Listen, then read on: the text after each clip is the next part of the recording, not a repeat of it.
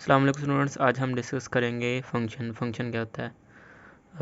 Function इसकी जो definition हम लिख रहे हैं, a function is a rule in which each element of first set has a unique image in the set B।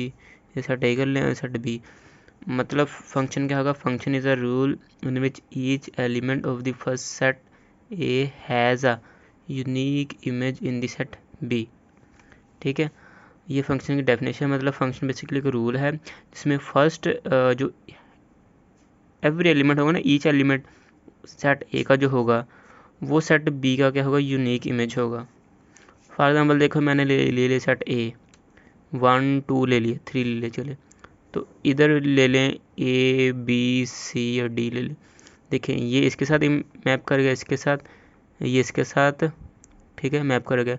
तो ये बेसिकली क्या है? एक फंक्शन है जिसमें जो सेट ए है इस ये क्या है? देखो, each element of set A, each element first set A has a unique image. इसका इमेज है सेट बी में।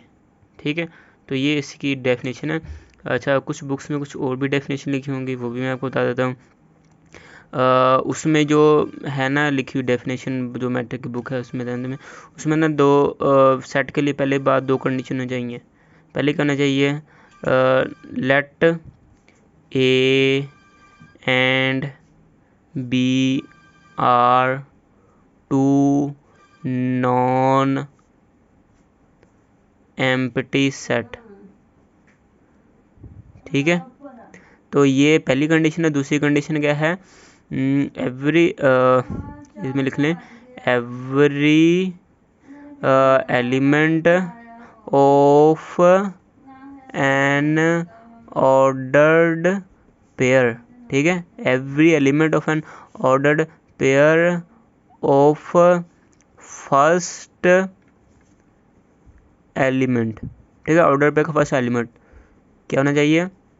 Should not repeat. ये जो आपकी बुक पर लिखी हुई है वो ये डेफिनेशन है। तो आप ये भी कर सकते हैं। अब इसको मैं समझा देता हूँ।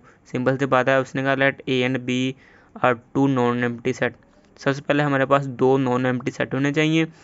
देखें, ये हमने ले लिए दो नॉन एम्प्टी सेट। वही बात इधर कर लें 5 6 कर ले 7, और तो दो ये सेट ए है, ये ले ले सेट बी ले ले। आगे क्या है? Every element of N ordered pair of first element should not repeat.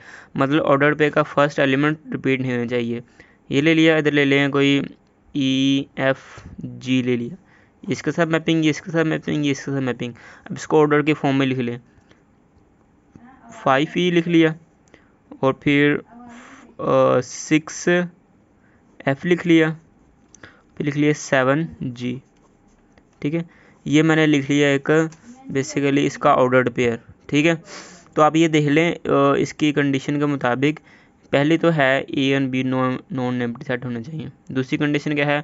Ordered pair का एलिमेंट फर्स्ट रिपीट नहीं होना चाहिए। देखें, ऑर्डर पेयर का फर्स्ट एलिमेंट वो आपने देखना है, सेकंड रिपीट हो सकता है लेकिन फर्स्ट वाला रिपीट नहीं होना चाहिए कभी भी।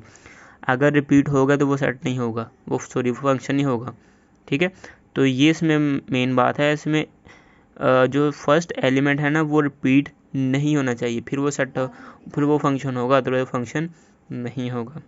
ठीक है, अब इसको मैं और समझाता हूँ आपको। क्या कहते हैं जो फंक्शन नहीं है। देखें, ये मैंने ले लिया सेट ए ले लिया, और ले लिया बी, इधर में ले लिया 1 5 7, इधर ले लिया ए बी सी और डी। ये इसके साथ मैप कर गया, इसके साथ मैप कर गया, ये इसके साथ मैप करेगा, और फिर ये इसके साथ मैप कर गया। अब ये देख सकते हैं ये क्लियरली ये फंक्शन नहीं है। क्यों नहीं है? क्योंकि इसमें जो फर्स्ट एलिमेंट है ना ऑर्डर पेयर का, ये रिपीट हो जाएगा इसमें। देखें, अब इसमें ऑर्डर पेयर बनाए, 1 ए आ जाएगा, फिर आ जाएगा 5 बी आ जाएगा, फिर आ जाएगा 7 सी आ जाएगा, फिर आ जाएगा 7 डी।